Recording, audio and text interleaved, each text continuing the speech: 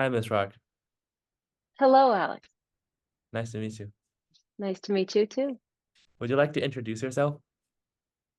Well, my name is Karen Roarke, and I am an artist. I paint, Mm-hmm. and I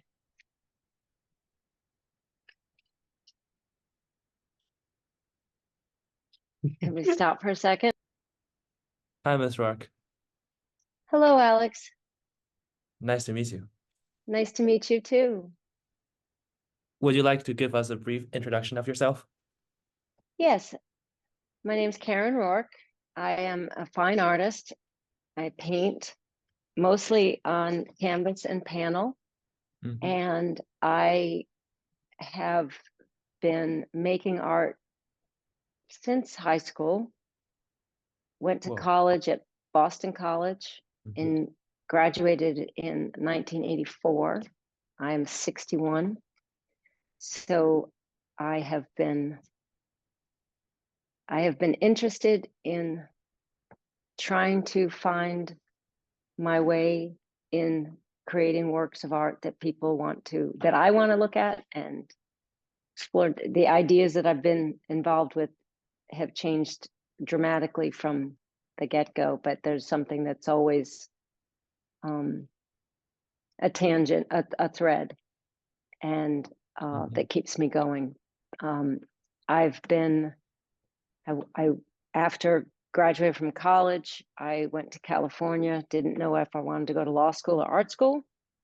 So after a year and a half of living on the beach, working in restaurants, I knew I did not want to go to law school, and I worked on a portfolio, um, thinking that that would be my ticket back to the East Coast.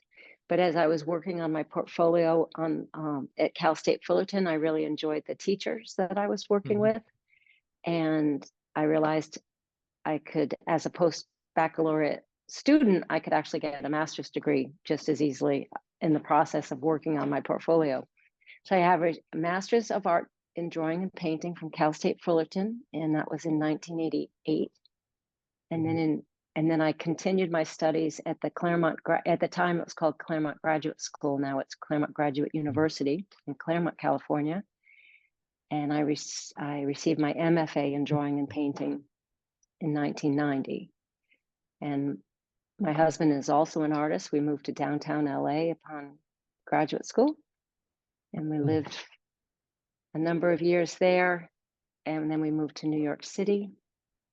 And then we lost our loft to the bull market, and we moved to the beach in Rhode Island. We had a baby at Nice. the time and hosted a family, and the beach seemed like the best fit instead of having to leave Manhattan. It was a very tough, what do you call it? A very steep real estate market at the time. So we went for quality of True. life, and Yeah. Middletown, you see here on the hilltop, the quality of life is very nice. So Up to. yes, and so I've been making art off and on, showing. This is my third show at St. George's. I've been very fortunate to have had being invited to show my work up there and be able to develop bodies of work and be supported um, by St. George's. It's very good for St. George's has always been very supportive of the local community. So Yeah. I I feel very fortunate and connected there. So I've had gallery representation off and on throughout the years and had extensive exhibitions. And right now I do not have a formal gallery, but I have been fortunate to have been invited to be part of a new organization called Newport Artist Collective. And through the Brenton Salon that happened. There's a salon series every Thursday night. Different Mm-hmm. artists and galleries are able to set up a kind of a pop-up shop in the Brenton Hotel.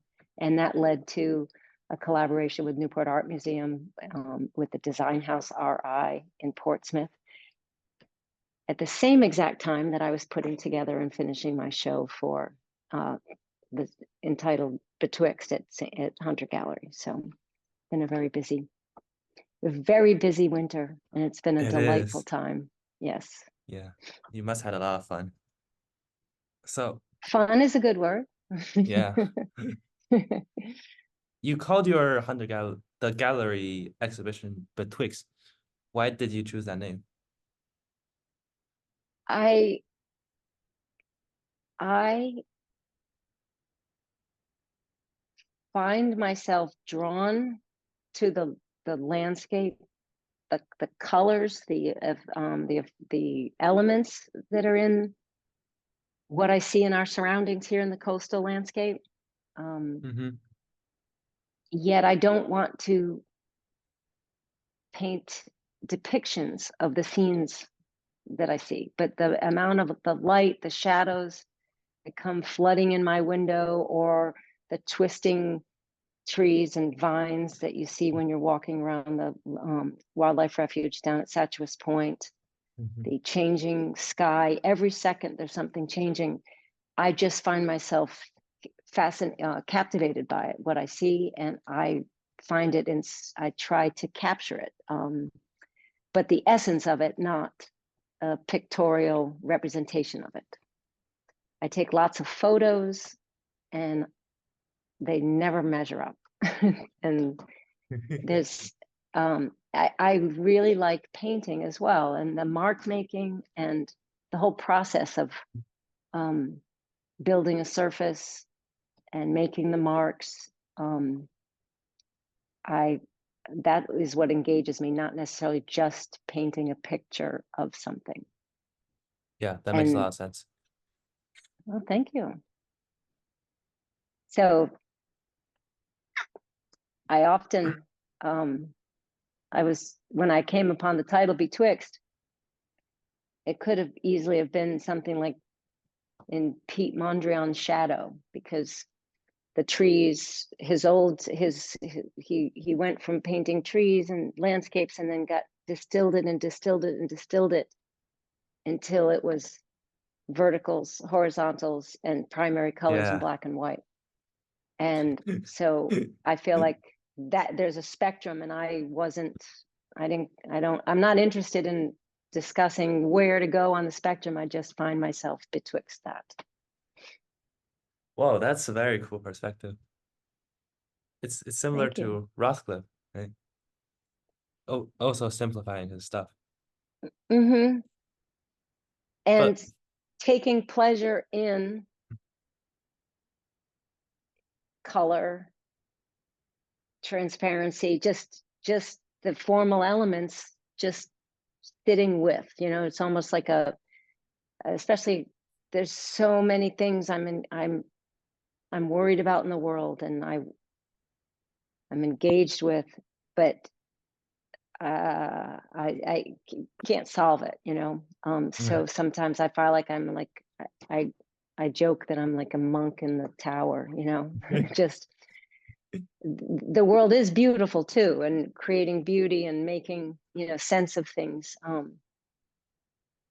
And so much art already has gone like conceptual and moved, and I enjoy that. Mhm. It's just for my personal um, interest, I'm still trying to create moments of I think I wrote in my statement something like, I delight in the present, and the light of the finding light in the present, Mhm. and sharing that. Cool. What do you try to convey in your pieces of paintings?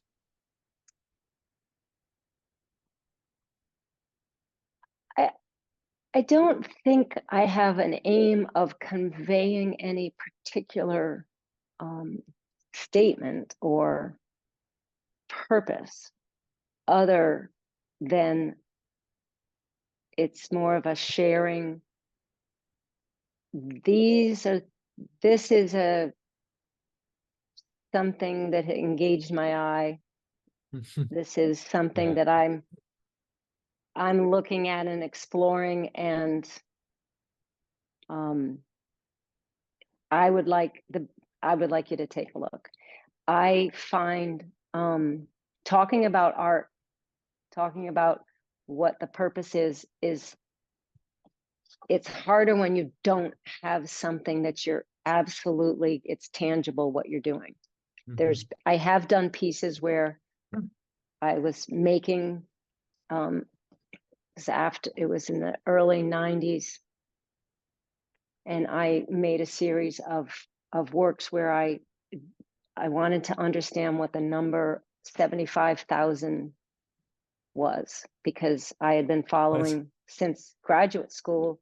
I mean, since college, I was learning about the conflict in Central America, and how our country was.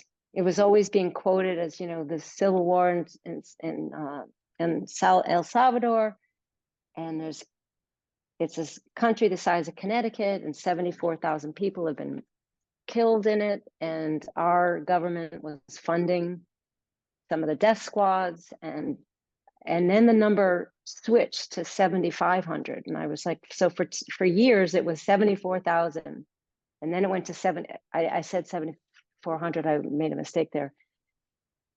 It was 74,000, and then I was reading in the LA Times when I was living in LA, the number switched to 75,000, and I was like, 75,000. What is that? Like, what is that? And why do when we're talking about conflict, we just talk in these vast numbers, and there's a person for every one of those numbers, and there's a loved one for every one of those numbers, and it's so beyond my comprehension. So what I did was I took dry pigment and I made a mark poured resin, and I made a mark for every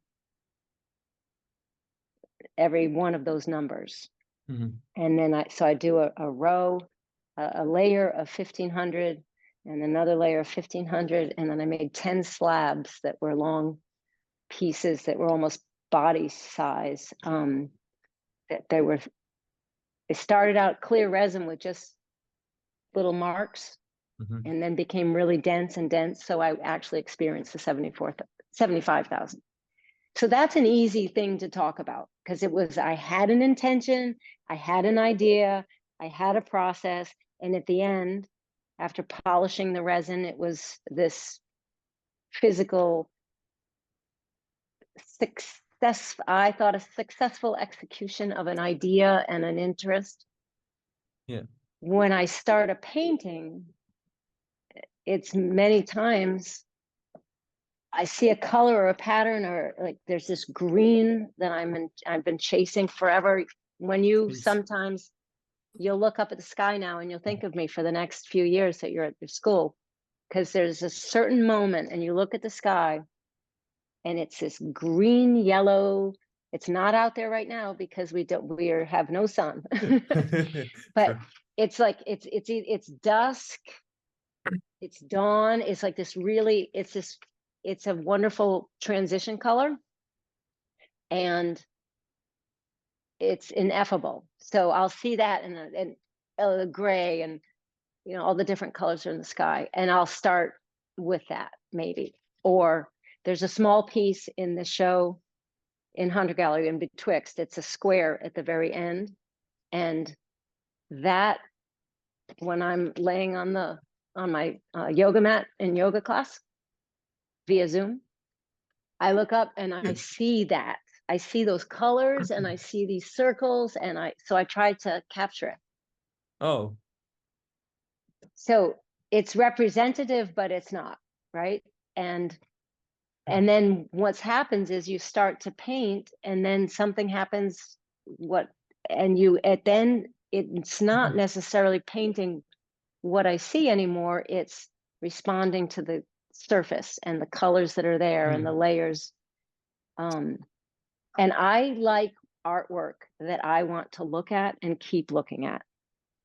So that's my intention, to make objects in this world that provide moments for others to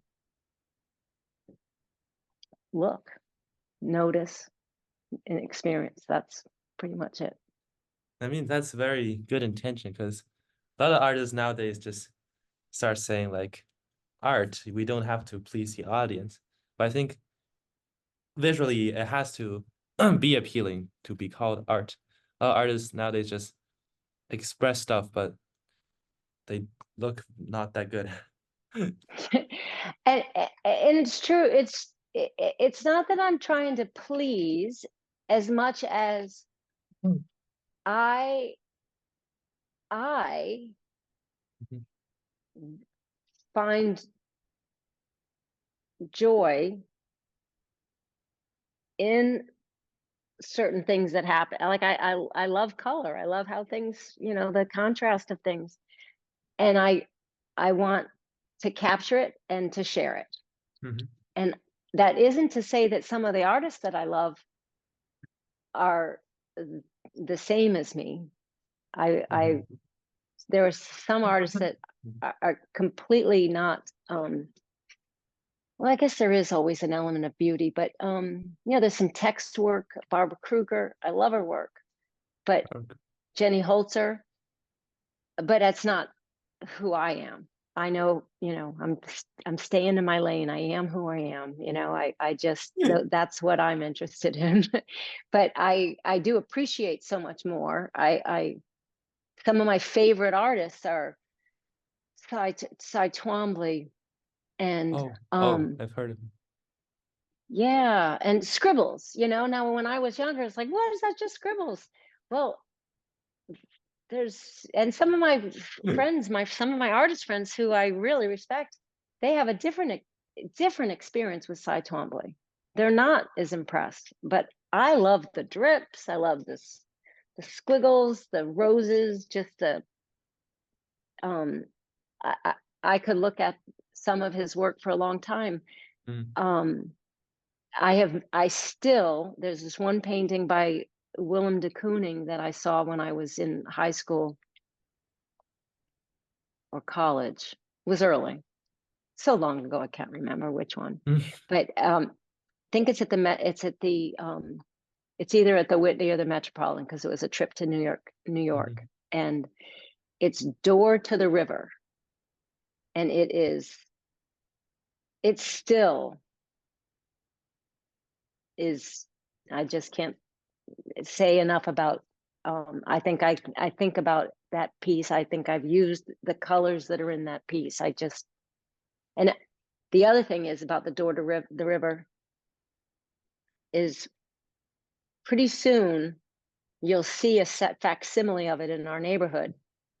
When you come out the main drive and you across the street, when the cherry trees start blooming with the forsythia blooming, and then the tree branches Grapes. that are winter still, so there's that brown, and then Mm. the blue sky. It's the Door to the River right there, right across from the main gate at St. George's. Keep an eye out. We'll see Got if it.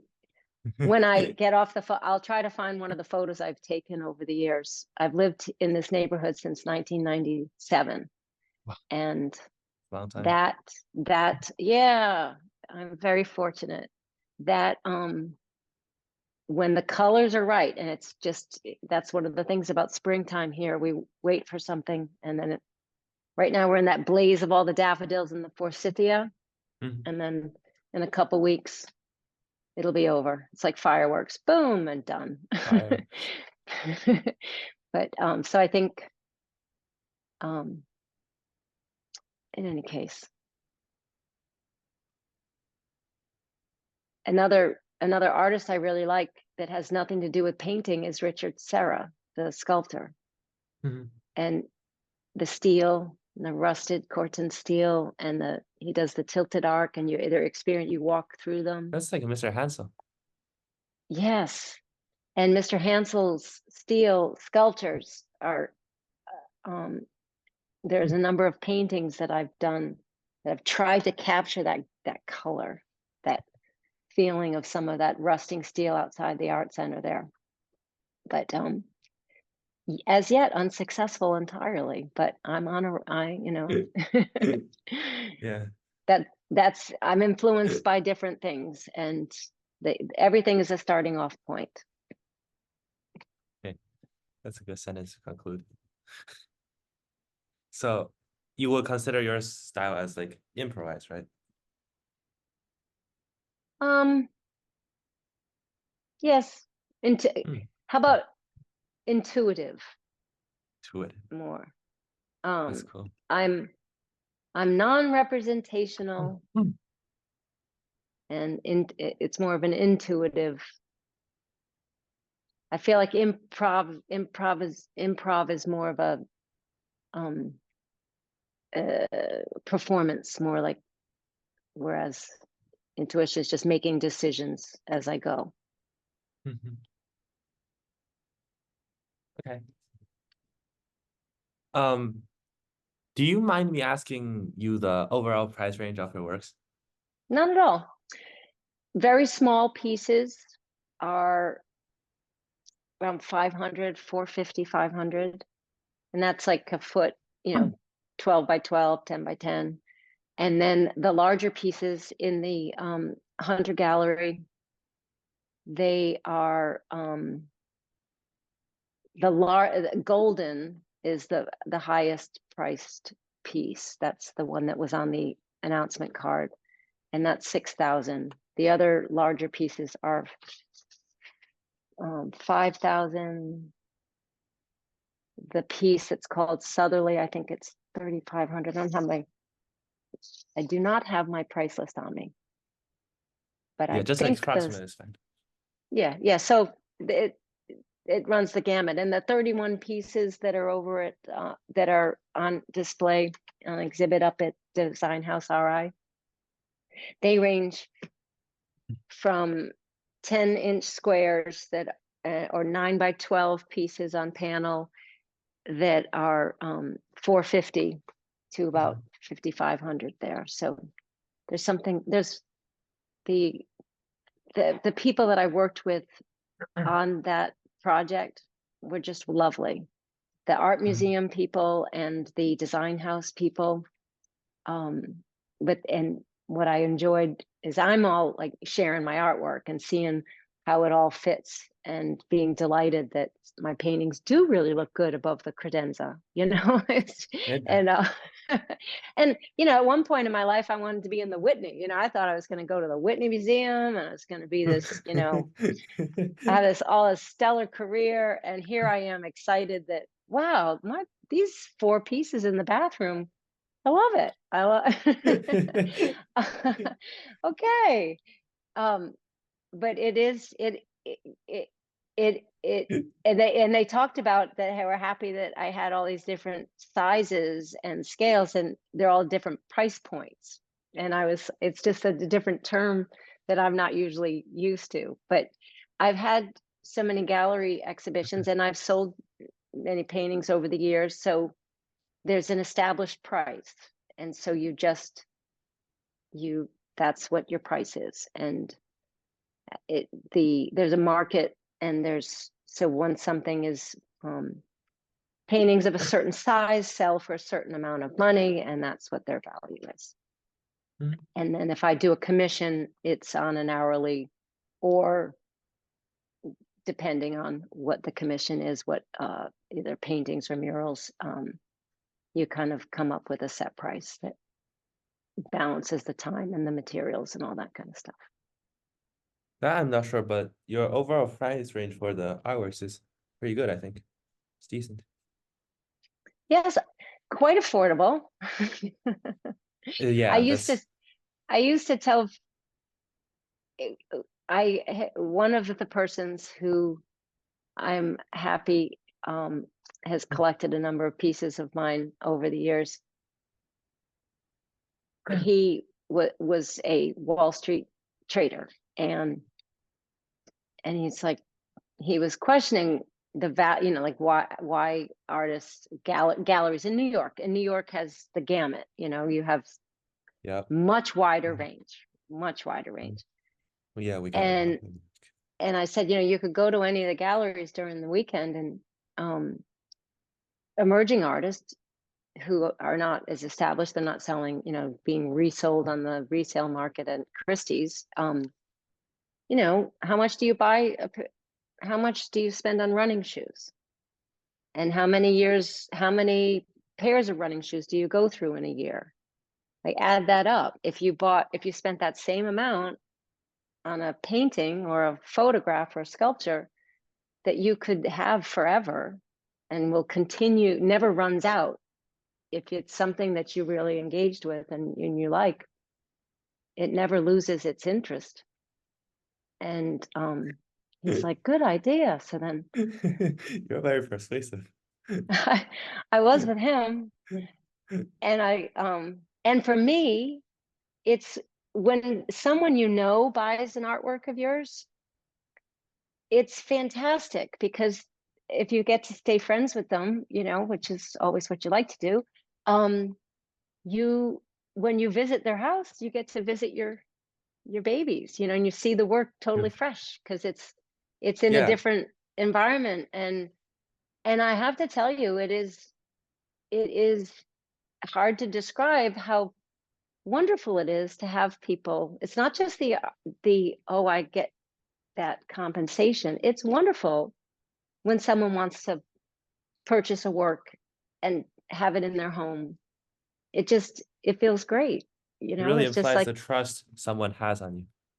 yeah. And it's like, oh, it's great. Like, and I don't, it's not, it goes in, lives in the world. It's not, I have a big rack over there. I'm not sure if you can see, that's where the paintings are stored. Oh, I got okay. some up there, Mhm. you're constantly, if you're lucky and you have time and you have energy and you have um, the hours to devote, you can there's so many ideas. You only have Mhm. so many hours in the day, and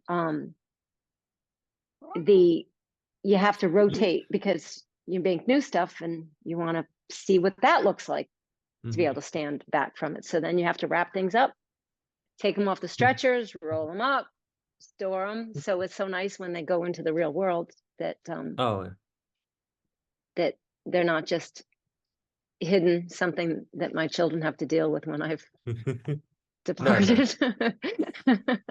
nah, that's I but know. Dark humor. I'm Irish. I'm sorry. Well, I'm not. I'm not Irish. I'm Irish descent. So oh, that's very cool. dark humor. Anyways, sorry. The oh, right. What was the paintings? So like when I after I finish a painting, sometimes like I don't feel how good it is. I just see a lot of the parts that I don't like about it. But after a period of time, if I revisit it, I really see a lot of my initial ideas, and it's actually a very great experience. Yeah, I think I only know a piece is done if I don't see anything that Mhm. needs to be, if it feels like someone else made it, like I don't have anything to do with it. I don't know how to explain it. Is that I look at it and I enjoy looking at it, and there's nothing that says this isn't feeling right or I need to do something to it. That's the only way I know a painting is done. And there are many times paintings come back from being, out in the world, and they become new paintings because I have to, something's not right, so I'll just keep painting on them. Artists are always perfectionist, extreme. Yes, nothing like there's nothing like the artist to critique one's work, others' work. It's the seeing, and you notice. You just can't, and once you see something, you can't not see it. Just it You is. can't unsee it. It's that's what's it's the problem solving, isn't it? That's what's so engaging, is that Mhm. it isn't quite right. I wonder what could make it right. Not that even if you know what right is, it's just if you just know whatever it is, it either is or is not. settled. Okay. Um, how long typically does each piece of painting take? Depends on how successful. It depends on how,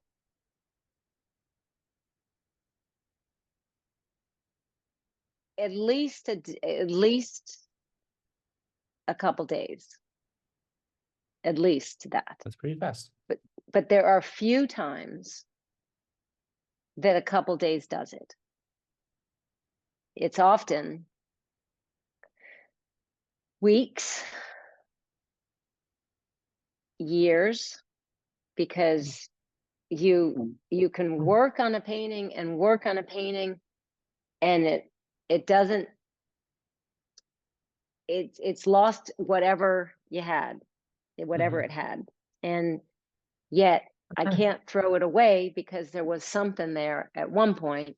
So I often roll them up, put them away, and then and because I'm a person who has to work outside the home for a living, I often don't get long stretches of being able to work in my studio. So because I work in scenic in Hollywood, we were on Whoa, strike. So I had lots of free time. So I was like, oh, what should I do? And I pulled out some old canvases, and that piece, I was very delighted that after months of working on it, it came together and I really like it. And it is really good. thank you. And I really like looking at it. And so and the painting, all the stuff that I've been doing and preparing for the show, and um, it kind of revolved around that, knowing that was going to be definitely in that exhibition, and be the anchor for a lot. But that painting took years. But there's another, and the other painting, the Southerly, that's been since the summer, so that's months, and it changed. It finished 3 times, but each time it's like not right, and then it took a totally different direction. But now I feel like it's definitely there. And there's a piece up at Design House RI. I had the idea. I set down the washes first day, and then second day started doing the line work. And I spent all day on it. I was very engaged. I stood up and I had ideas of what to do next. And I looked at it and I was like, oh my gosh, I don't want to touch it. It's done. I think it's done. So that was a Sometimes that 2 day. happens. Yeah. 2 day. That was thrilling. And then I showed it to people. I showed it to my spouse. My husband's an artist, and we have very good critique sessions. You can. He's 100% honest when invited. And you have to be able to say, okay, I really need your feedback. What are your thoughts? And be willing to hear what he has to say, what the other person has to say. And my daughter has a different sensibility, different interest in what she's looking for in work. And when both of them both like it, that's just, I liked it, he liked it, she That liked it. We all definitely means it's decided successful. it was done. It was like, that was great. It Yeah. was great 2 days, happy days. Some days I leave the studio and I'm like, not happy, but Sometimes it happens. always energized. So that's the great thing. I Really. I I have been so energized, and I'm so delighted that I think in a couple years I'll be able to work less outside the home, because I'll be more to the closer to the retirement age, and I'll be able to really dive in and keep going on these ideas that I want to keep pushing and get bigger paintings, I want to do some larger scale on the panel because it's a totally different feel and movement of the paint when it's on a hard surface. But I've been shy about investing in, they're heavy. It's just, I, I've just been holding back, but I might, that's the next step, I think, for me. Yeah. I hope you succeed on your path of exploring larger and then more. Thank you. Thank you very much. What is the overall tone of colors used in your pieces? Currently, the body of work that I've been working on in the last couple of years is I'm not sure if I'm using the correct terms that you're asking, but Mhm. they're very grounded in the coastal landscape colors that I see around me. Uh-huh. Okay. Is that correct? What were you referring to? What do you see? No, that's a pretty good answer. Because some are soft, but I don't think they're pastel, and some are earth tones, but I don't think they're earthy. It's I kind of just, it's stuff I see. That's all I could say. Oh yeah. It's like very soft, very warm. It's pretty nice. Thank you. Um, okay, last question. Last but not least. What is your perspective on the modern art world? I I I don't I kind of don't know what modern world you're talking about, because when I look at the perspective of I'm in Newport, Middletown, Rhode Island, and the perspective on the contemporary world of art here, it's small. Um, there's been exciting new galleries in town and new artist initiatives, and Jamestown Art Center has always is. There's just a lot going on that I'm positive about.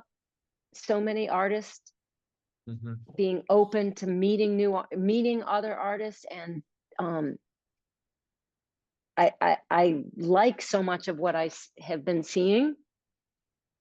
I have not been in New York City enough at all in the past year to I haven't, I don't know, I don't read Art Forum anymore. I'm kind of out of Ah, touch, so I know, and there's the art market. I know, and there's Christie's and all that. But so I don't really have a sense of what the contemporary art market is, or a contemporary art world is. I'm Some of my paintings went to one of the galleries here in Newport. Brought some of my paintings to the art fair down in Miami a couple years ago, and they came back. So I didn't go. I don't know. I and I didn't okay. get picked up by the gallery because they didn't sell. So it's. I think I'm not. I can't have an opinion about something that I'm kind of outside of. There's That's true. there's Yeah. so many. It's like an onion. Which art world? This the one I'm doing is great. the It's wo- like an onion. yeah, the world that's in high finance, um and some of these fabulous paintings that are getting made and sold. Kahinda I would Wale, say they are controversial, not fabulous. yeah. Yeah. Oh, are you meaning which ones are you referring to mostly in terms For of ex controversy? for example, the banana stuck on the wall. Ah, yes, yes. That is And very controversial. Yes. Yeah, I don't, I'm going to sound like a hippie here, and I'm not, but live and let live. Like everything, I think everything has its place up to a certain point, certain things. um I anyway, I am more drawn, I'll just say my preference, I am more drawn to the artists who um just give me so much. So I love looking at Beatrice Mulhazy's work and Yo-Yo Kusama's network, not some of the Mm. other things. Uh Gerhard Richter. Oh. There's an artist in Boston. Because I was thinking about it, because I was like, God, all these people I'm writing down as my favorite artists, they're all the past. Agnes Martin, and Mhm. unfortunately now Richard Serra, may he rest in peace. Um, Oh. there's an artist called Masako Kamiya, Kamiya. She shows at Gallery Naga, and she does these gouache paintings where she Mm. takes little dots of gouache and kind of creates stalactites with them. And they come off the page. They're just fabulous. And it's just fabulous. I just love it. And Mhm. it's not doing anything, it's not saying anything. There was a time when I felt like art needed to say more, like Anselm Kiefer's work had to, it was just kind of very poetic and forceful. But I'm glad that there is an art world that keeps thriving so that we can keep seeing what other people are making. Mhm. I'm just happy. That's what I mean about being a hippie. No, it's pretty honest. The more galleries that there are, the more we get to see the things that people are making. That is not to say that I don't sometimes walk in, give a scan, and walk out. But, you know, but I try to be respectful and give things more time.